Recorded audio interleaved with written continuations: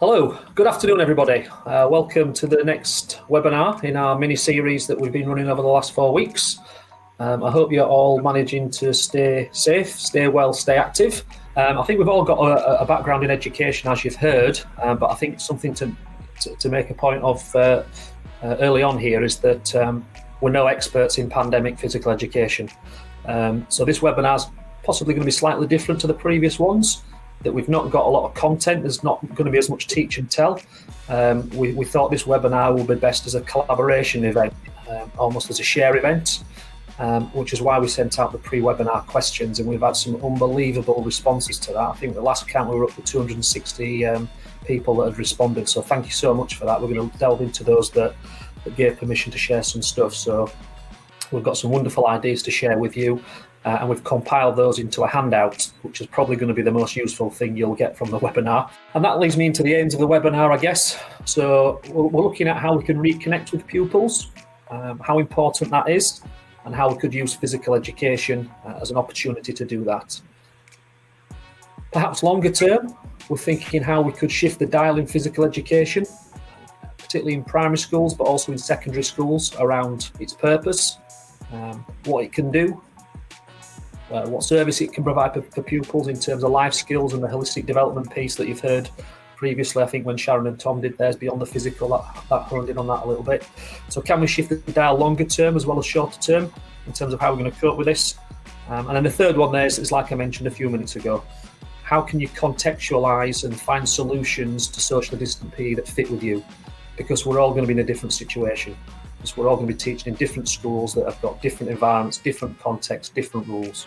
So what works in one school is not necessarily going to work in another, but hopefully from the ideas that come out today, you'll be able to find some solutions that might help you in your situation with your pupils.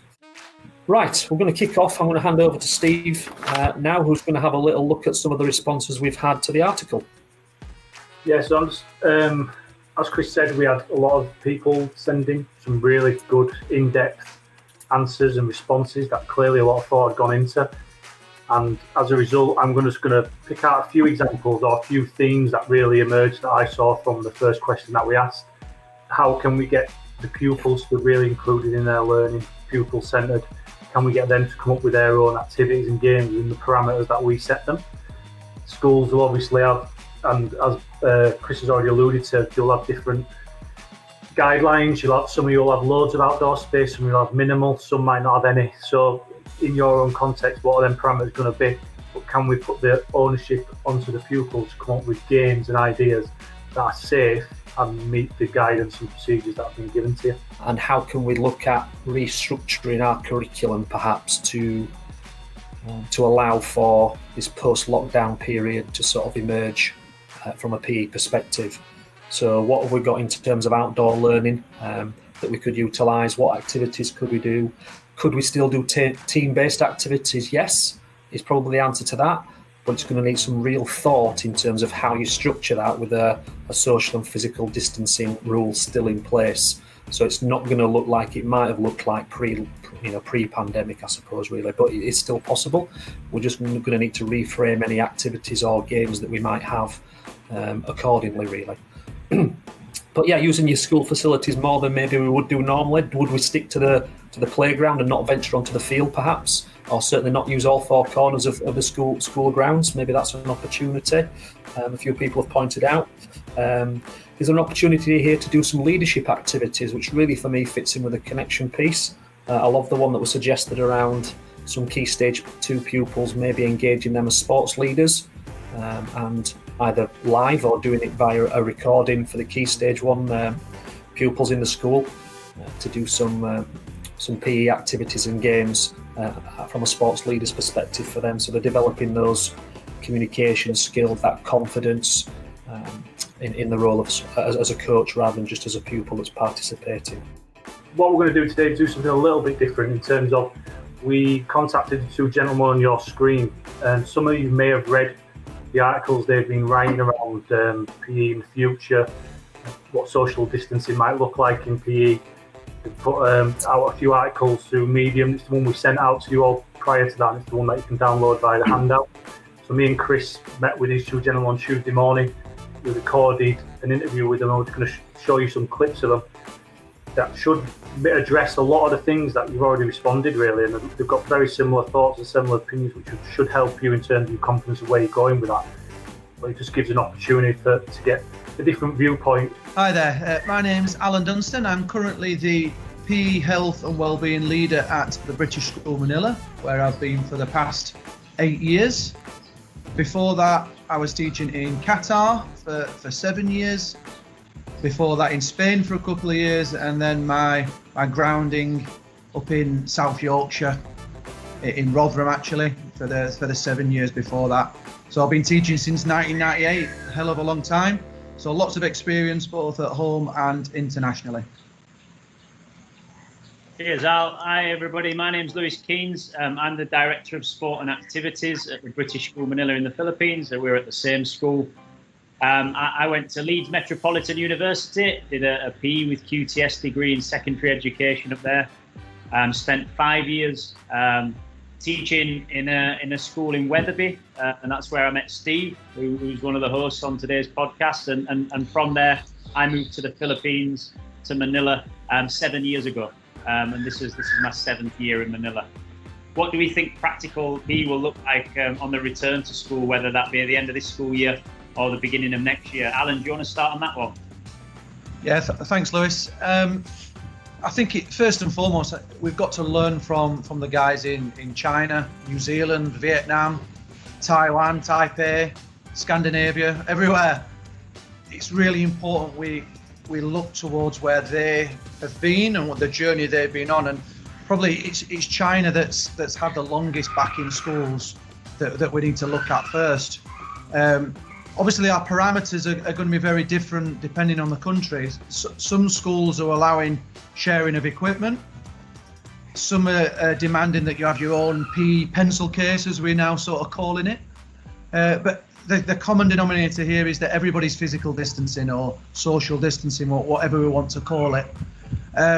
So that's our starting point, really, of where we're looking to plan is what do we do in our curriculum then that's going to make sure that everybody's physical distancing, but we're keeping the E in PE, and that's a big hashtag we've got going at the moment is E in PE.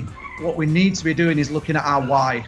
Why are we teaching PE? What do we want the kids to learn, and how are we going to do it? And I think Lewis has some really good points on how we can do that. Yeah, the first thing to note is, and we've mentioned this a few times, that we're not creating anything that's new, that hasn't been done before. It's just trying to learn from a learning community that at the moment is being incredibly open and honest and really supportive of one another. And that's one of the key factors that we've found over the course of this last 6 weeks for us, 7 weeks for us, 15 weeks for Hong Kong and China, that people are more than willing to reach out and help others and give suggestions and give ideas. And I think, like Alan said there, I think there is a temptation to think, right, we can't do invasion games, we can't do football, let's put net games in there instead. And all we're trying to do is question whether that's going deep enough in terms of the holistic development of the child. And does that put the child at the centre of the learning to say, well, actually from a physical, a sociological, a psychological, an emotional point of view, that's the right thing for the child? Or are we just trying to find something that makes us feel a little bit more comfortable as professionals that are used to delivering sport and teaching sport and a lot of sport in what is a PE curriculum, and PE is so much more than sport. I envisage lots of cones and standing around, if I'm going to be quite honest, from a practical perspective, and that's going back in time, innit, to how we've re-educated ourselves through games, through understanding, and through being clever in how we teach rather than setting up drills. And I think what it lends itself really well to in this current time is going back to emphasising the importance of fundamental movement skills, physical literacy, which all can be done in a physical distancing situation. It just means more planning from a teacher. It's not an easy pickup. It's research and it's planning time that you have to spend on making sure what's right for the kids. Right, guys, so that's the first question that was addressed there. You can see on the screen what the question was. So I'm just wondering, Tom, Sharon, is there anything that particular that came out in the chat box that we can address or look at or have a think about?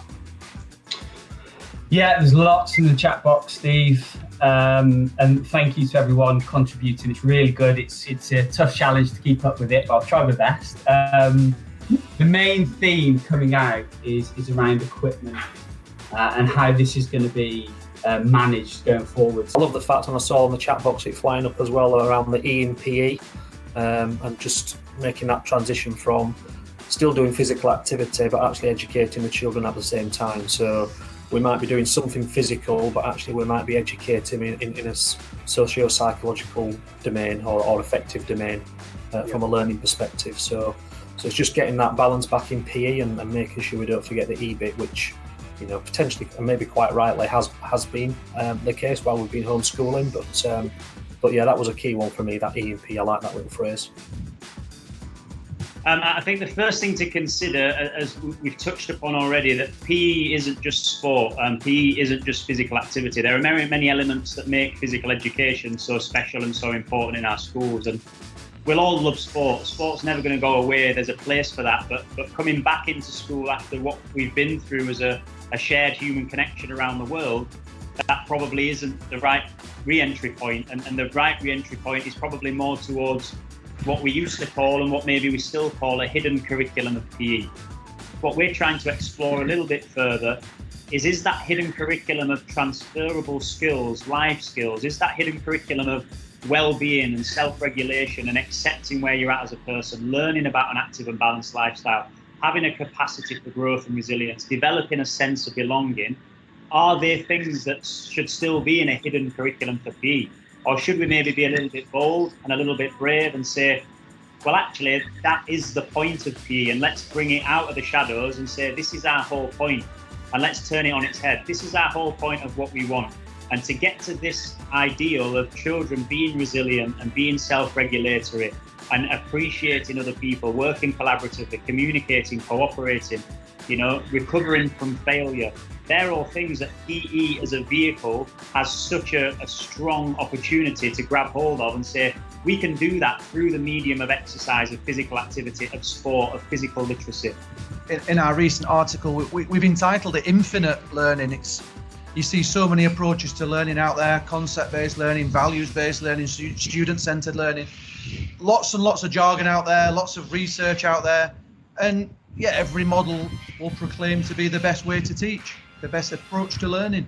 And what we try to get across is that there's no one way. It's a real hybrid that is particular to your needs of your school and your students. Student-centered learning is the number one phrase out there, but what exactly is that in each context is the key here. And in the article, we gave a little example from our Key Stage 3 units, actually, where we have 5 strands of our health and wellbeing framework, one of them being self-acceptance. And that's the unit. And we do use concept-based learning then. It's not a volleyball unit or a football unit. The unit is self-acceptance. And in self-acceptance, we are going to assess physical literacy skills. We're going to look at where you're at in terms of your fitness. And then we're going to plan appropriate action to make you improve in those aspects. Great book by Chris McDougall, Natural Born Heroes, it's called, about the Greek resistance in the Second World War and how British agents went in there and they found that the Cretians were unbelievable athletes up and down mountains, and they didn't do any training. They were natural born heroes because of their diet, the way they lived, the way they moved, and it was all about fundamental movement skills and getting those right. The equipment may be limited, the space may be limited, but they really recognise that the creativity and the conversations and collaboration that can go on with social distancing can really unleash a lot of potential for giving the children the opportunity, I suppose, to be in touch with their feelings again. Yeah, that was something that came up. I think it was Emily Walker who referred to it, looking through around that term grit that's in the article. And I was thinking about that myself and my own daughter. My daughter's 7 years old. We had been working on doing a Maradona turn in the garden. And for the first time, she really had to persist with trying to learn something, which was deliberately quite difficult because I thought it'd take a period of time to learn. But she did it, she mastered it, and probably took a week of going out for 10 minutes at a time in the garden. now we refer to that with everything. We refer to it with the literacy work. When she says she don't want to do her spellings, we refer to it. When she don't want to do timetables, rock stars, we refer to it. And just building that little bit of grit, that bit of determination, resilience, something that we've really been building on throughout lockdown and my homeschool anyway. It's around this hidden curriculum that Lewis referred to, and for me, it's never been a hidden curriculum. That's always been front and centre. It's always been about that holistic development. So how can I make a difference to the children I'm teaching in PE, socially, psychologically, physically and technically? And I've been doing some of these in my homeschooling with my two around Go Noodle, or thinking about the Daily Mile, or I've seen yoga come up quite a few people mention that as an idea. Here's my question for you on those. How can you turn them from a physical activity into a pedagogical encounter? Because that's when you're going to put the E back into PE, and you can do it. So great, do some Go Noodle, do some yoga, but why are you doing it? It's not just to keep them busy, happy and good. It's for a reason, and I think what we're saying is here, it's the socio-psychological reasons are really going to be what we need to focus on with the children. So it's putting them on for that reason for me. Okay, Lewis, seizing the moment and opportunity then, how might we shift the dial in the longer term to create a values-driven, pupil-centred curriculum that develops the child holistically, which switches them on to physical activity and sport and not off? A holy grail question, and that's where we've got to start, to take that passion and say, well, what is it about PE that you're so passionate about? Get those ideas down and have that opportunity to have some disagreement, to have some debate, and to have some discussion around those facts, to be able to realize that actually let's pull these things together, and then once we pull them together, do we all agree on the same things? And generally there'll be lots of aspects of that people within a PE department and strong independent characters, there'll be a lot of common ground, there'll be a lot of strength within that collective. And then looking at what your values are as a department and considering what things drive you and the people around you. Is it that you want to be honest people? Is it that you want to be resilient and open to failure and willing to take risks and get it wrong and learn from them? Is it that you want to be competitive in the right way and be competitive and know how to compete with fair play? Is it that you want to be respectful to one another and you want to see the children do that? Is it that you want to show humility and put your hand up and say, you know what, I got that wrong, and that's fine. That's just another bump in the road and we learn from that. Transferring that and then cross to Rotherham with a similar cohort of students and dealing with a merger, and we just got it so wrong. We didn't pitch it at the kids. It was all about, we're going to do it this way and you're going to follow. And sometimes you got to be brave. And what we've done in the last few years is just being brave and say to the kids, what do you want to learn? What is it from PE that you will find valuable in the long term? What groups do you like to work in? And believe me, the results you'll get from doing that kind of analysis will take your breath away.